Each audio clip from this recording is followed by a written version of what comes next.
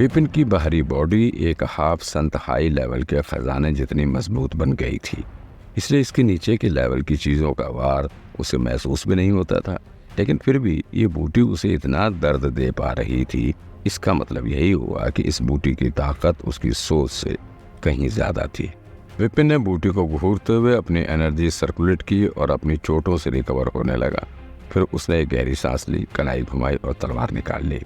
तुम्हें तो मैं पकड़ कर ही रहूंगा, कहते हुए उसने तलवार एनर्जी से बूटी पर वार किया। इस बार विपिन ने कोई मामूली तलवार नहीं बल्कि कांक निकाली थी, जो कि बूटी जैसे ऊंचे लेवल के खजाने के लिए बिल्कुल सही थी। उसने अभी अभी बूटी की ताकत देखी थी, इसलिए उसे कम आंकने की गलती वो दोबारा नहीं करने वाला था। जैसे ही तलवार आई, आसपास का स्पेस बदलने लगा। ऐसा लगने लगा जैसे कांक सामने आने वाली हर चीज़ को काट डालेगी। वैसे भी फोल्डिंग स्पेस असली दुनिया जितने स्टेबल नहीं होते थे। ऊपर से विपिन ने डायमेंशन ओपन आर्ट का तीसरा लेवल भी मास्टर कर लिया था, इसलिए सामने के स्पेस को काट कर कुछ अलग ही बदलाव कर देना उसके लिए ज़्यादा मुश्किल नहीं था। अपनी तलवार एनर्जी को आते देख बूटी ने फिर से एक बार खुद को हिला है। ऐसा लग रहा था जैसे लॉकी डांस करके अपना फिगर दिखा रही हो, लेकिन कोई मामूली लॉकी नहीं, एक पावरफुल लॉकी जिसके हिलने से हवा में शॉक वेव फैल रही थी। लेकिन हैरानी की बात यह हुई कि उस शॉक वेव ने आ रही तलवार एनर्जी को वहीं पर रोक लिया, उसे 1 इंच बीच से आगे नहीं आने दिया और विपिन के रोंगटे खड़े हो गए। माना कि उसने 3 कांक यूज नहीं की थी, लेकिन अटैक में उसका तलवार क्लास लेवल तो था ही, जिससे तो कोई संत लेवल 7 का एक्सपर्ट भी टकराने की हिम्मत नहीं कर सकता था। और बस उसी बूटी ने न सिर्फ नाच उसके वार को भी रोक दिया। ये बूटी कुछ ज्यादा ही मजबूत नहीं थी। विपिन समझ गया था कि अब वो कम जोर लगाने की गलती नहीं कर सकता था, इसलिए उसने अपनी 108 तलवार निकाली और सभी को अटैक करने के लिए कहा, जाओ। और अगले ही पल तलवार एनर्जी से पूरा एरिया भर गया और विपिन की खुद की एनर्जी तेजी से खत्म होने लगी। उसकी 108 तलवारें बिजली की स्पीड से बूटी की तरफ जा रही थी, लेकिन उसके अटैक को महसूस कर बूटी और ज्यादा जोरों से नाचने लगी, अपना पिछवाड़ा हिलाने लगी, मानो और खुश हो रही हो। उसकी इतनी मूवमेंट से तो वो बेल से टूटी गई और विपिन की तरफ आने लगी और सीधे तलवार एनर्जी से टकराई। वरुण की कांक इतनी पावरफुल होने के बावजूद बूटी के आगे टिक ना सकी। उस टेक्निक की तलवार एनर्जी बस बूटी से टकराकर आगे बढ़ गई, जैसे मानो पंख किसी लोहे की चीज से टकराकर आगे बढ़ गया हो। बूटी पर जरा सा निशान भी नहीं पड़ा, उल्टा उस हमले से तो बूटी की स्पीड और बढ़ गई, मानो उनके टकराव से उसे वेग मिल रहा हो। ये सब देखकर विपिन हैरान रह गया। उसने सपने में भी नहीं सोचा था कि एक छोटी सी बूटी इतनी पावरफुल होगी। वरुण का कांक उसका सबसे पावरफुल मूव था और खुद विशाल, जिसका डिफेंस सबसे अच्छा था, वो भी इस मूव को सीधे नहीं झेल सकता था और ये बूटी उसे बस ऐसे ही झेल गई। बूटियां सच में इतनी पावरफुल होती थी क्या, या ये कुछ खास ही थी? लेकिन बूटी ने भी विपिन को आराम करने का टाइम नहीं दिया और अटैक से बाहर आते जोर से विपिन की छाती पर, या ये कुछ खास ही थी? लेकिन बूटी ने भी विपिन को आराम करने का टाइम नहीं दिया और अटैक से बाहर आते जोर से विपिन की छाती से जा टकराए। 3 कांक यूज करने के बाद विपिन की एनर्जी वैसे भी कम थी, लेकिन शुक्र था कि बाहरी बॉडी और आत्मा लेवल की वजह से वो एनर्जी में इतना कम नहीं हुआ था कि गिर जाए, और इसलिए वो बच गया। फिर अगले ही पल बेहिचक उसने अपने दोनों हाथ ऊपर उठा लिए और अपनी आत्मा एनर्जी से अपनी डिफेंस बढ़ाने लगा।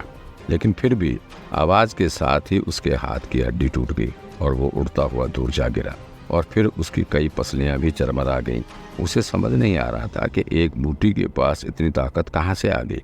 ऐसा क्या खाकर बड़ी हुई थी? बड़बड़ाते हुए उसने नदी की तरफ देखा। ये तो अच्छा हुआ कि वरुण काकम ने उसके हमले के एक हिस्से को रोक दिया था, वरना इससे तो वो पूरी तरह से टूट ही जाता। उसने खड़े होने की कोशिश की, लेकिन इससे पहले कि वो खड़ा हो पाता, बूटी फिर से हिली और एक बार और उसकी तरफ बढ़ने लगी।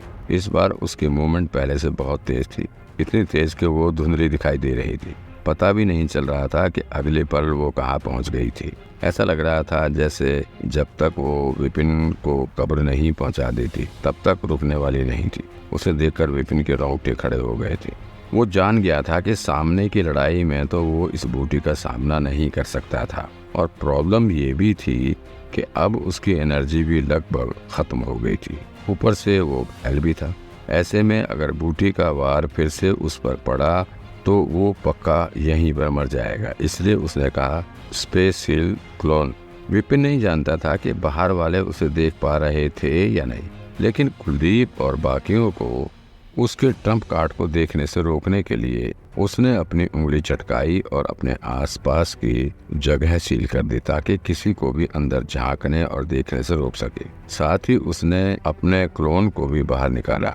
आत्मा आर्ट की प्रैक्टिस करने के बाद उसका क्लोन और भी पावरफुल हो गया था और वो तो वैसे भी हमेशा से उससे कहीं ज्यादा ताकतवर रहा था। हो सकता था कि वही उस बूटी से लड़ पाए। जैसे ही क्लोन आया, विपिन ने तुरंत उसे अपनी हालत बता दी और उससे लड़ने के लिए आगे आने लगा। क्लोन की स्पीड तेज थी लेकिन बूटी जितनी तेज नहीं, इसलिए इससे पहले कि वो 1 इंच भी मार पाता, बूटी ठीक उसके सामने पहुंच गई और सीधे उसके मुंह पर लगी, इतनी जोर से कि उसके मुंह पर निशान पड़ गया। तुम्हारी तो मैं उस क्लोन का दिमाग खराब हो गया। वो पागलों की तरह चिल्लाने लगा, मेरे हैंडसम चेहरे को चोट पहुंचाने की तुम्हारी हिम्मत कैसे हुई? मैं तुम्हें मार डालूंगा। हर बार जब फॉर्मी क्वीन के घोंसले से वो बाहर आता था, उसे मेन बॉडी को चिढ़ाने और अपनी ताकत दिखाने में बड़ा मजा आता था, लेकिन इस बार तो उसे ऐसा कुछ करने का मौका ही नहीं मिला। कुछ भी करने धरने से पहले ही एक बूटी ने उसकी पिटाई कर दी। इस अचानक हुई इंसल्ट से उसे बहुत गुस्सा आ रहा था। उसके चेहरे से तो ऐसा लग रहा था जैसे कभी भी उसका गुस्सा फूट पड़ेगा। दौड़ते हुए क्लोन ने भी बूटी को पंच मारा, लेकिन डायरेक्ट हिट लगने पर भी झटका उल्टा क्लोन को ही लगा। वो कांपते हुए मेन बॉडी से बोला, मैं इसे नहीं हरा सकता, तुम भाग जाओ। हाँ, असली विपिन से ज्यादा पावरफुल था, लेकिन इस बूटी के आगे तो उसकी भी दाल गलने वाली नहीं थी। इधर क्लोन की बात सुनकर भी विपिन हिचकिचाता रहा। भाग जाओ। वो यहाँ पर कुलदीप के लिए रिवेरा बूटी लेने आया था और जब इस मिशन में इतनी मेहनत करने के बाद इससे ही भाग जाए, थोड़ा गलत सा लग रहा था। विपिन को हिचकिचाते देख क्लोन गुस्से से चिल्लाया, अब भी हिचकिचा रहे हो? भाड़ में जाओ। अगर भागना नहीं है तो खुद लड़ो इससे। मैं चला, अलविदा। बूटी के खतरनाक हमलों से वो इतना घायल हो गया था कि इंसान भी नहीं लग रहा था और इतना होने के बाद भी विपिन भागने में हिचकिचा रहा था।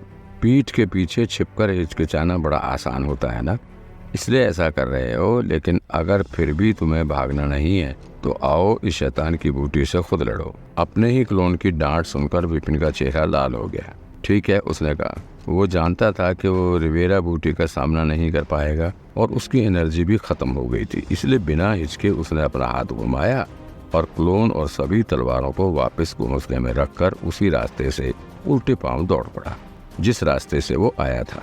लेकिन ऐसा लगता था जैसे बूटी उसे कहीं जाने देने के मूड में नहीं थी। वो उसी स्पीड से फिर से उसकी दिशा में भागने लगी।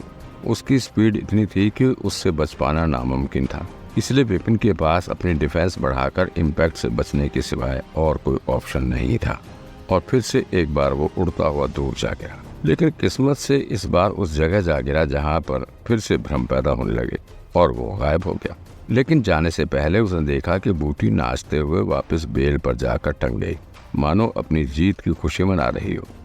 और अगले ही पल जब उसने आंखें झपकी तो सब कुछ नॉर्मल पाया, मानो कुछ हुआ ही नहीं था।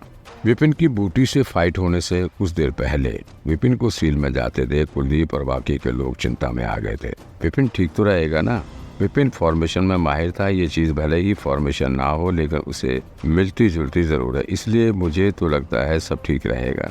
बस वो अपने लेवल ना खोल दे। लेवल दबा कर रखेगा तो रिबाउंड नहीं मिलेगा उसे और वो ठीक रहेगा। हालांकि सब ये बातें बोल तो रहे थे लेकिन सबके चेहरे पर चिंता की लकीरें थी, मानो उन्हें अपनी ही बात पर यकीन ना हो। खासकर कुलदीप, उसने इस बूटी को पाने के लिए बहुत ऊंची कीमत चुकाई थी। अगर इतने सब के बाद भी उसे बूटी को हाथ लगाने का भी मौका ना मिला तो वो तो रो ही देगा। तभी विशाल बोला, देखो विपिन आगे बढ़ रहा है। सभी ने ऊपर देखा तो पाया कि विपिन उस जगह को पार करके धीरे से बूटी की तरफ बढ़ रहा था, लेकिन अभी उसने पहला ही कदम लिया था कि अचानक से वो गायब हो गया। उसे देख कुलदीप को फिर से आशा होने लगी। लगता है वो माया से बाहर आ गया है। उसने बात पूरी की ही थी कि बस कुछ सेकंड बाद ही कोई सील से उड़ता हुआ बाहर आया और जोर से धरती पर गिर पड़ा और खून की उल्टियां करने लगा।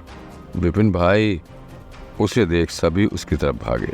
मैं ठीक हूँ, लड़खड़ाते हुए विपिन खड़ा हुआ और गहरी सांस लेने लगा। उसके चेहरे पर राहत दिखाई दे रही थी। वो अपनी जान बचाकर भागा जो था। ये तो अच्छा हुआ कि वो जल्दी से भाग आया और खुद सील से बाहर कूद गया, वरना वो शैतान की बूटी तो उसे मार ही डालती। उसकी घायल हालत देख कुलदीप ने उससे पूछा, तुम्हें भी सील से बाहर फेंक दिया गया क्या? ताकत दिखाते ही उन सभी को सील से बाहर फेंक दिया जाता था, जिसकी वजह से वो घायल हो गए थे। कहीं विपिन के साथ भी वही तो नहीं हुआ? पर ये घाव, ये तो कुछ अलग ही दिखाई दे रहे थे, कुछ ज्यादा ही दिखाई दे रहे थे। ऐसा कैसे हो गया? भला गिरने पर इतनी चोट कब से लगने लगी? कहीं उस सील में और कुछ भी तो नहीं था जो उन्हें चोट पहुंचा सकता था? क्योंकि अगर ऐसा था तो उन्हें बड़ा संभल कर आगे बढ़ना होगा। विपिन ने जवाब दिया, नहीं वो बात नहीं है। तो फिर क्या हुआ? विशाल ने पूछा। वो विपिन शर्म से लाल होकर हिचकिचाते हुए और सिर खुजाते हुए बोला, वो मैं मुझ पर एक बूटी ने हमला कर दिया था।